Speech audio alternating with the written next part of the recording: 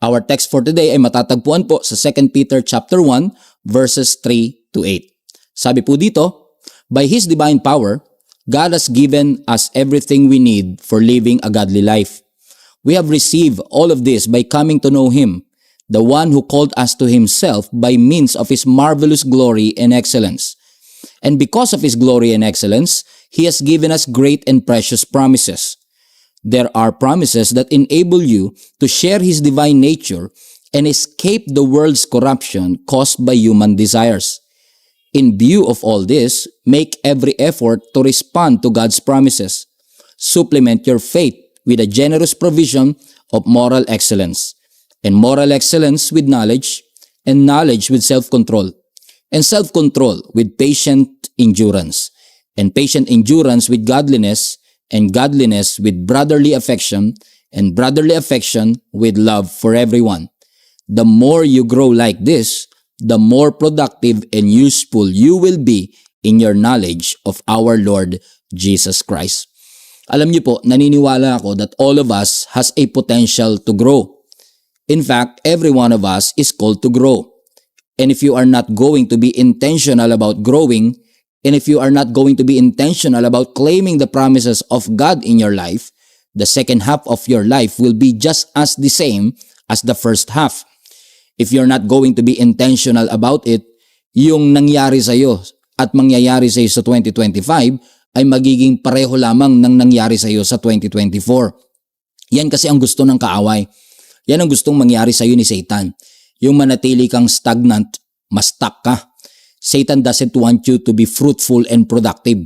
He wants you to waste your time because Satan knows that you are an answer to somebody else's problem. Na ikaw ay gagamitin ng Panginoon para tugunan ang pangangailangan ng ibang tao. Pero minsan hindi natin alam ang potensyal na meron tayo when we keep on growing and maturing. Katulad po ng paru-paro. Ang paru-paro po ay nanggaling sa caterpillar. Pero maraming kayang gawin ang butterfly o ang paru-paro na hindi kayang gawin ng caterpillar. For example, ang caterpillar po gumagapang. Hindi niya kayang lumipad. Pero ang butterfly nakakalipad, nakakapunta sa malayo at iba't ibang lugar. Anong ibig ko sabihin? Yung butterfly lumilipad pero ang pinanggalingan din yan doon sa caterpillar. Kumbaga, nakalipad lang ang butterfly kasi nag-evolve siya.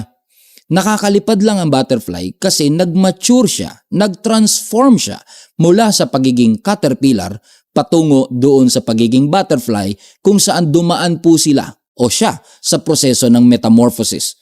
Ibig sabihin, nung nag-evolve, nung nag-grow, nung nagbago, nung nag-transform yung caterpillar, siya ay naging butterfly. At dati, hindi siya nakakalipad, yung caterpillar na gumagapang dahil na-transform. Ngayon, yung caterpillar, paru-paro na, nakakalipad na siya. Anong ibig ko sabihin? Posible na hindi tayo aware sa mga potensyal na ibinigay ng Panginoon sa bawat isa sa atin. Disenyo ng Panginoon na tayo ay lumilipad, pero dahil hindi nag-evolve at nag-transform, maaaring gumagapang pa rin tayo hanggang sa ngayon. Hindi naman kasi po pwedeng gusto natin ng altitude. Gusto nating umiibabaw, gusto natin ng elevation, pero ayaw natin ng evolution. Kung gusto nating tayo ay makalipad, kung gusto natin na lumawak ang sphere of influence, something has to change. We need to go through a process. Tingin mo ba, aksidente na nanonood ka ng podcast na ito? Tingin mo ba, aksidente that you came across of this post? Hindi. Naniniwala akong ginagamit po ng Panginoon ang mga salitang naririnig natin tonight o today because He wants us to grow and to mature. And anumang level lang yung spirituality. Ikaw man ay pastor o nagsisimula pa lang sa iyong pananampalataya, naniniwala akong there's always another level for your life. Hindi naman masamang maging kontento. Being content is good, but being satisfied is dangerous. Maging kontento tayo kung ano man ang level that we are in. Sure, pero huwag ka masasatisfy na hanggang dyan ka na lang. God wants your faith to be genuine, yes, but He wants your faith to grow as well. Bakit po? Lahat po tayo ay mga citizen ng heaven. Sabi ng scripture, temporary lang po tayo dito sa mundong ito. So ibig sabihin kung temporary tayo, hindi tayo dinesign para maging alipin ng mundong ito. Ibig sabihin, ang ating future wala dito sa mundong ito. Pero Kung inalaw ng Panginoon na hindi nga ito yung ating final destination, hindi dito ang ating future, pero nananatili pa rin tayo dito sa mundong ito, ibig sabihin lang nun may purpose pa ang Panginoon. Ibig sabihin lang nun hindi pa tapos ang Panginoon sa atin. So, He wants you to grow. He wants you to mature. He wants you to move forward. Gusto ng Panginoon mag-level up ang iyong buhay. And maybe you're watching this and you just accepted Jesus Christ as your Lord and Savior, or maybe you've been a Christian for years or even for decades. Pero lahat, mapapansin niyo, lahat ng stages may improvement, may next level na dinesign ang Panginoon sa bawat isa sa atin. So maybe you're asking, Pastor, pagkatapos ng encounter ko sa Panginoon, matapos na magsalita ng Diyos sa aking buhay, matapos na ma-identify ko ang boses ng Panginoon, matapos kong marinig ang kanyang mga utos, ang tanong ko, ano po ang susunod, Pastor? Ano nga ba ang susunod pagkatapos nating tanggapin si Jesus? Ano nga ba ang susunod nung natutunan mo nang marinig ang boses ng Panginoon? Alam niyo ang susunod? Simple lang, spiritual growth. God wants you to grow in your faith. Gusto niya na yung faith mo ngayon, gaano man kataas, gaano man kalaki, may ilalaki pa, may itataas pa. Ang spiritual growth kasi, yan po yung proseso ng pagiging kamukha ni Jesus. It is a process of becoming more and more like Jesus. When salvation took place, nung tinanggap mo ang ating Panginoon bilang iyong tagapagligtas, doon din po magsisimula ang spiritual growth ng ating buhay. So once nagkaroon ng conversion, meaning you were once dead but you are now alive.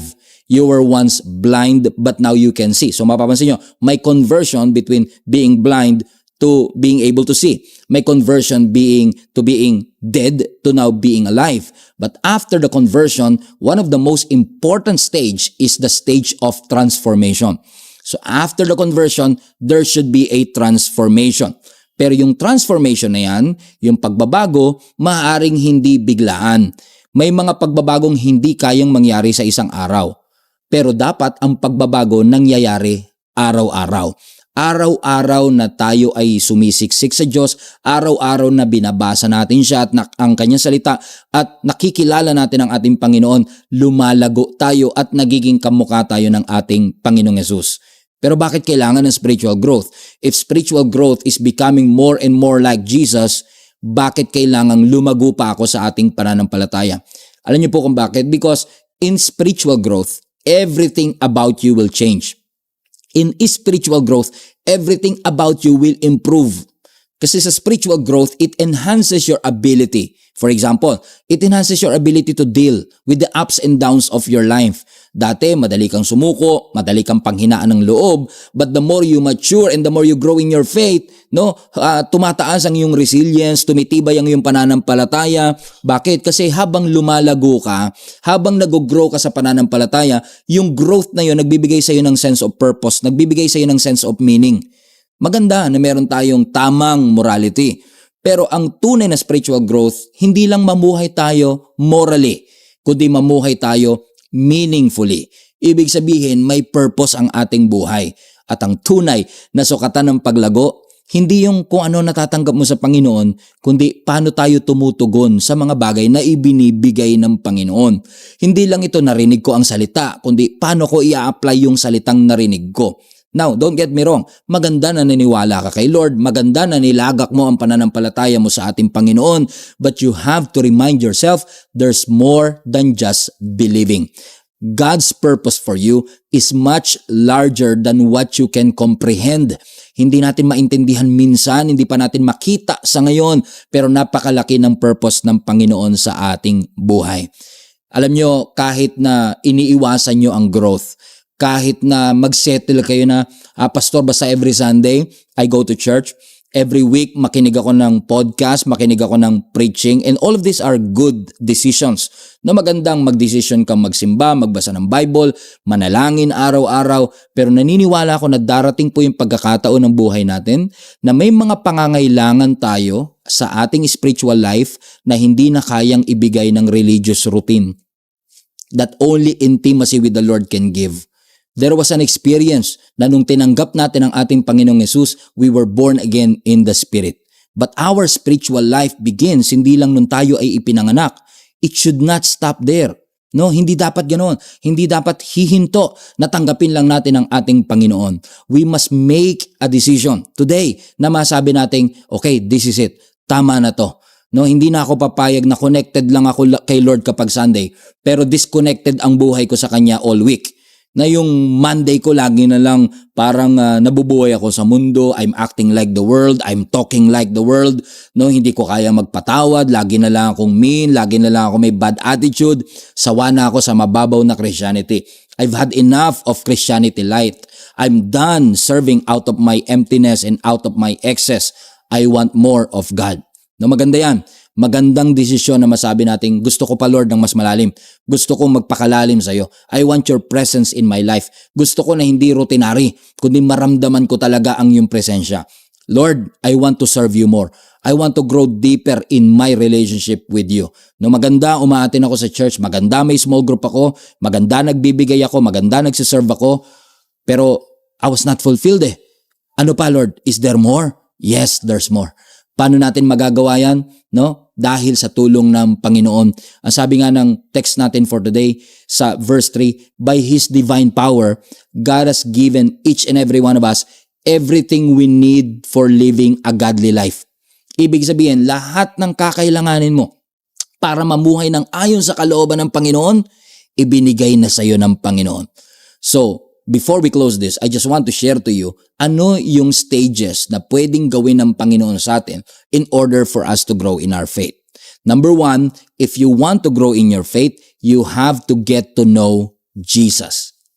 Get to know Jesus. Bakit? Ang sabi ng text pa rin natin, by His divine power, God has given us everything we need for living a godly life.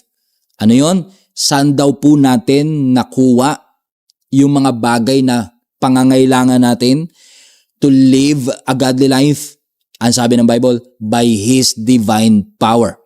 Ibig sabihin, yung bagay na pagpapakalalim, yung encounter kay Lord, yung kapangyarihan na naranasan natin para ma-equip tayo to live a godly life, galing po lahat sa Panginoon yon. Ibig sabihin, our growth is a work of the Holy Spirit in our lives. Hindi yun sariling gawa natin. Hindi yun sariling, yes, may desire from us, pero hindi yun effort natin. No? Kaya nga sabi ng Scripture, we can do all things through Him. Kasi ang growth natin is a work of God. And you can grow as much as you want. Kahit anong level, pwede kang lumago sa ganung level because we have an access to what? To His divine power. For what reason? Diba? By His divine power, God has given us everything that we need for living a godly life. Ibig sabihin, kaya ka in-empower ng Panginoon, in-equip ng Panginoon for us to live a godly life. Ibig sabihin, yung pamumuhay ng godly, hindi ito ang daan para matanggap ka ng Panginoon. The moment that you receive Him, the moment that you feel the love of God, that love will enable you to live a godly life. Paano? Tuloy natin ang pagbabasa. By His divine power, God has given us everything we need for living a godly life, and we have received all of this, ano daw? By coming to know Him. Natatanggap natin yung tool. Natatanggap natin yung lahat ng pangangailangan natin to live a godly life sa pamamagitan ng intentional nating kagustuhan na kilalanin ang ating Panginoon. Amen? Sige nga, ilagay nyo sa comment section, I want to grow.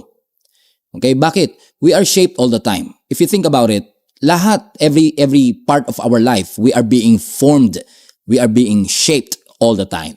We are being shaped externally and we are being shaped internally. Araw-araw, may pagbabagong gustong gawin ng Panginoon sa atin internally and externally. Physically nga, nangyayari din yan. We're being formed externally. Depende sa kinakain mo. Depende sa oras ng tulog mo. Depende kung anong nilalagay mo sa iyong katawan o gaano ka kadalas mag-exercise. You are being shaped externally. But at the same time, while you're being shaped externally, you are also being shaped internally. Ano ang tumatakbo sa isip mo? Ano ang pinapasok mo sa tenga mo? Ano ang nakikita ng mata mo? Ano ang nararamdaman mo? Nakakaramdam ka ba ng pagmamahal? Nakakaramdam ka ba ng anxiety, ng takot? No, maging yung choices natin internally could affect us. Yung desire natin could internally form us. So ibig sabihin, we are being shaped, we are being formed all the time, externally or internally, but it is always either by purpose or by accident. We are being shaped. Sinadya mo o aksidente, you will be shaped. By default o by design, we are shaped all the time. Katulad ng pagkain. No, ang pagkain po, sino rito gustong-gusto niyong kumakain? We love to eat. No, at ang pagkain hindi lang po siya parang luxury. No, ang food is vital for our survival. Walang nakakasurvive na hindi kumakain. Bakit? Kasi kapag kulang sa nourishment, you will feel weak. Kapag kulang sa sustansya, manghihina ka talaga. Without proper nourishment, you cannot function properly.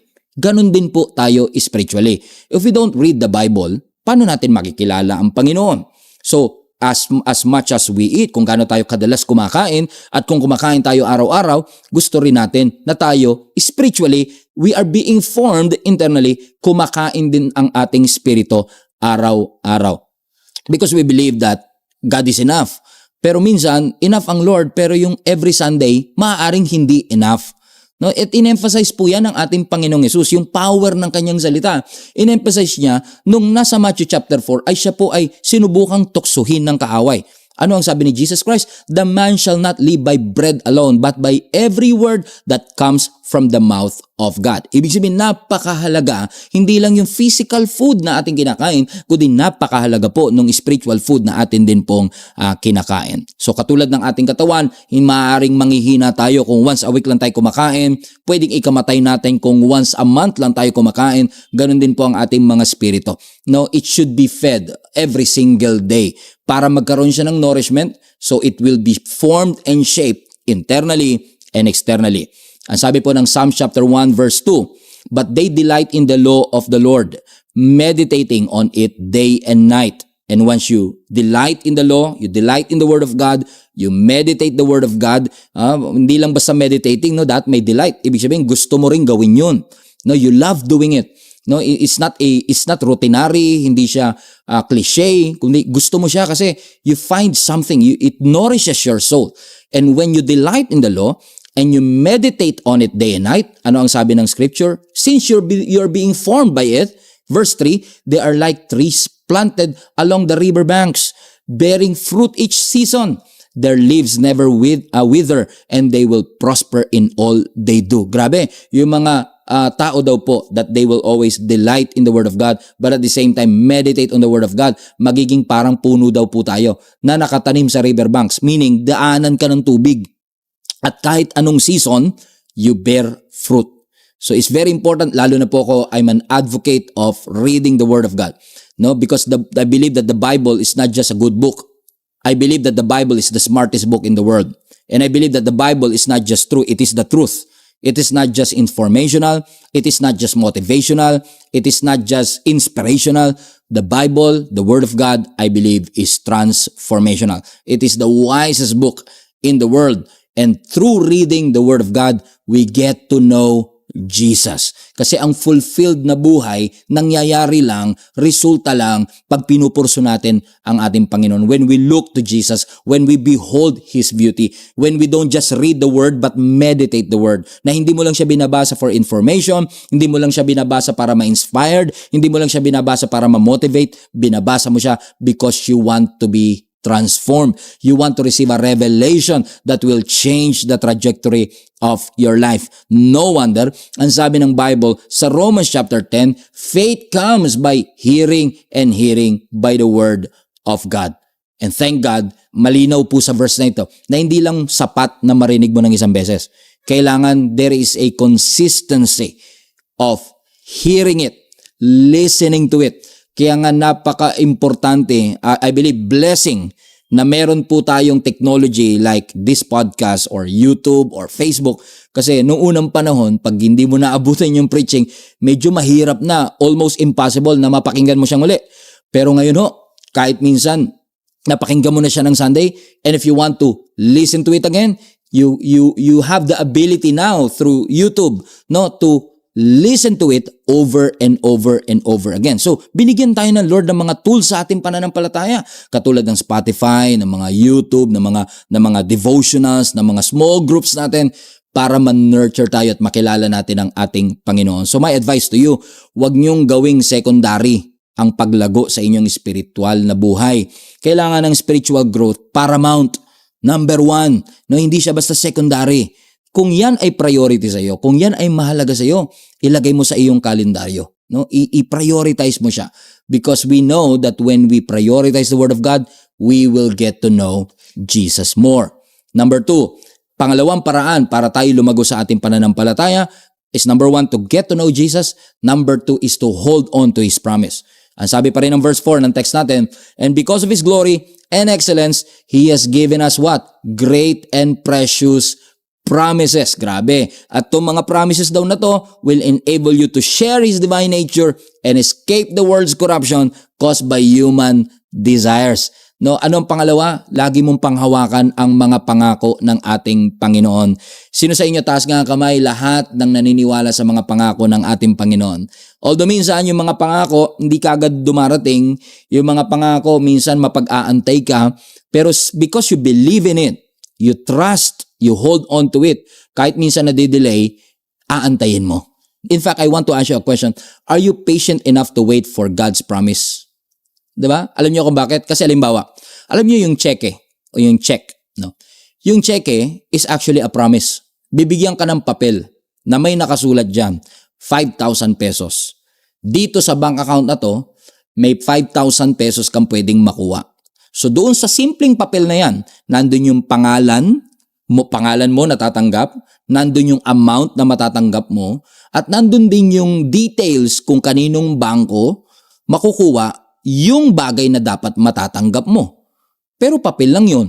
Hindi mo yan pwedeng ipambayad sa jeep. Hindi mo yan pwedeng ipambayad sa restaurant. It's just a paper. At yung papel nangangako sa'yo na may laman talaga yung bank account na yan. Correct? Pero ang problema, kapag yung papel in-encash mo at yung bank account na yon walang laman, wala ka ring makukuha. Tama? Ibig sabihin, nagtiwala ka sa wala.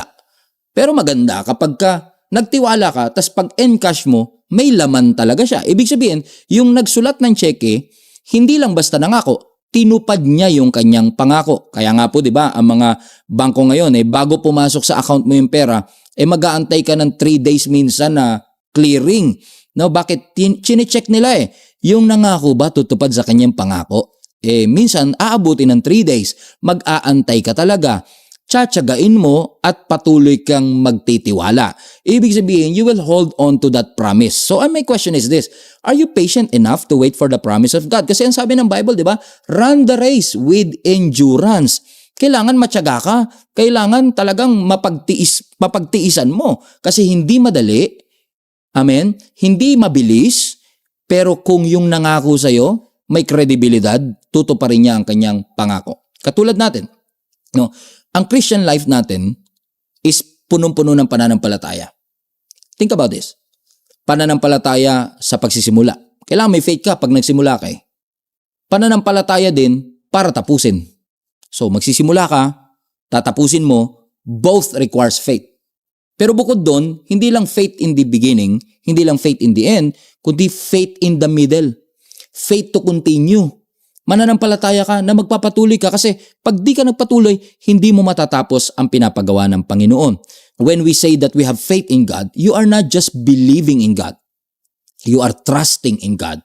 Because when you have faith, kapag may pananampalataya ka, doon sa pinangako ng Panginoon sa'yo, hindi mo lang makikita ang imposible. Magagawa mo ang imposible. Magtsatsaga ka lang. Panghahawakan mo lang ang pangako ng Panginoon. At kung paanong tayo minsan, pipila pa tayo dun sa mga restaurant, pipila pa tayo dun sa mga gusto nating matanggap. Alam nyo naman tayo mga Pilipino, ayaw natin ang pumipila. Pero pipila ka sa ticket, pipila ka sa restaurant, pipila ka sa sasakyan. Pero okay lang pumila. Basta may makukuha. Mahirap yung pumila ka, tapos wala ka nakuha in the end. Amen? Yun nga lang, talagang sa faith natin, ganun May mga tao na yung pag-aantay nila mabilis lang. Nung nag-pray sila, may answer prayer. Nung pinag-pray yung cancer free agad. Pinag-pray yung sakit, biglang nandyan. Nag-pray ng provision, biglang binigay agad ng provision. Pero may mga prayer that you will wait for some time. May mga pangako that you have to wait for some time. That's why it's very, very important na talagang marunong kang panghawakan ang mga pangako ng Panginoon. No, it's one thing to follow God when things are going well with your life. Kaya nga noon, di ba, naalala nyo, nung bago pa lang tayo mananampalataya, we have decided to follow Jesus. Nagdesisyon kang sundin ng Panginoon. Kahit hindi mo nakikita, hindi mo alam ang mangyayari, you have decided to follow Jesus. Pero now, after 10 years, after 15 years, you're still here. Ngayon, magpapatuloy ka pa ba? Amen. Magpapatuloy tayo. Hindi lang I have decided to follow Jesus. Ngayon, pwede mo na sabihin, I am determined to follow Jesus. Hanggang dulo na ang pananampalataya ko ito. Kasi talagang may mga pagsubok na daraan eh. At the more na maganda ang paggagamitan ng Lord sa'yo, the more na malaki ang influence that He has for you in the future, the more na matitinding pagsubok ang iyong pagdadaanan. No, hindi pare-pareho ang problema, ang challenges, ang difficulty na pagdadaanan ng lahat ng tao. Pero if you are a high quality disciple, you will go through a high quality of problems. Tatandaan nyo to, hindi tayo pinagtitripan ng Diyos kaya ka dumadaan sa pagsubok. Kaya ka inaalaw ng Lord na dumaan sa pagsubok kasi gusto niyang i-test ang faith mo. Gusto niyang i-test ang response mo kapag ka may mga ganitong pagsubok. So I want to challenge you today. Ready ba kayo sa challenge? Ito ang challenge ko today. Kaya mo bang i-comment ngayon? Kasi naniniwala tayo, kapag high quality ang problema, high quality ang result. Kung dumaan sa matinding pagsubok, matindi rin ang breakthrough na susunod. So ibig sabihin, if God wants to raise a high quality disciples, these high quality disciples has to go through high quality problems din. Kaya mo bang ilagay sa comment section na, Lord, i-increase mo pa nga yung quality ng problem ko? Kasi gusto mo ko maging quality disciple, Lord, hirapan mo pa. Kaya mo bang i-chat yon? Kaya mo ba i-comment yun? Parang hirap naman po nun, Pastor. Why? Kasi nga, kailangan natin magtiwala sa Panginoon that if God would allow us to go through this pain, sige Lord, kasi alam natin, matagal man ang pag-aantay, tutuparin ng Panginoon ang kanyang pangako. Ang sabi nga niya sa Isaiah 60 verse 22, at the right time, I, the Lord, will make it happen. Sa tamang panahon, tutuparin ng Diyos ang kanyang mga ipinangako. Naniniwala ako na ang Diyos natin ay tapat at ang kanyang faithfulness extends through generation. Hindi lang tapat ang Panginoon noon, tapat din ang Panginoon ngayon. At kung paanong sa lahat ng relationship, napakahalaga ng faithfulness. Sa marriage, importante faithfulness. Sa friendship, importante ang faithfulness. Kaya kapag ang asawa unfaithful, ang kaibigan unfaithful, masisira ang marriage, masisira ang friendship. But our God is faithful. So, are you faithful too? Tayo ba'y magiging tapat din na antayin ang kanyang mga pangako? In fact, yung faithfulness na yan is one of the fruit of the Holy Spirit. So, hold on to the promise. So, as I close, ang pangatlo na kailangan natin if we want to grow in our faith is to supplement your faith. So, number 1, get to know Jesus. Number 2, hold on to His promise. And number 3, supplement your faith. Sa text pa rin natin, sabi ng scripture, verse 5, in view of all of this, make every effort to respond to God's promises. Paano? Supplement your faith with a generous provision of moral excellence. And moral excellence with knowledge, knowledge with self-control, self-control with patient endurance with godliness, and godliness with brotherly affection, and brotherly affection with love for everyone. Supplement your faith. And most of the time, when we interpret this verse, is it as if, gawin mo tong moral excellence, gawin mo tong knowledge na to, kailangan may self-control ka, kailangan may brotherly affection ka. Tama yan, but hold on. No, hold on. Hindi porket supplement, kailangan yun lagi ang ugat. No, for example, yung mga supplements na iniinom natin, kaya tayo umiinom ng mga supplements because of deficiency. May kulang tayo sa ganitong vitamins, so isusupplement mo yun. No? Immune system. If you want to boost our immune system, you have to have a supplement of vitamin C. Ano sabi ng mga doktor mismo hindi mo kailangan ng supplements kung wala ka namang deficiency.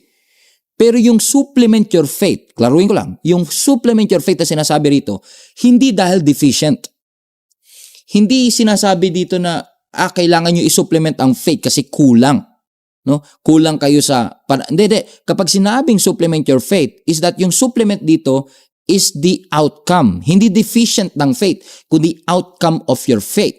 So when the Bible says kanina na supplement your faith, ibig sabihin na nun, yung mga works na yan, yung brotherly affection, yung patient endurance, is not something that you do to supplement your faith. It is the fruit of your faith. It is the response of your faith. Amen? Kaya ang sabi rin ng Bible, di ba?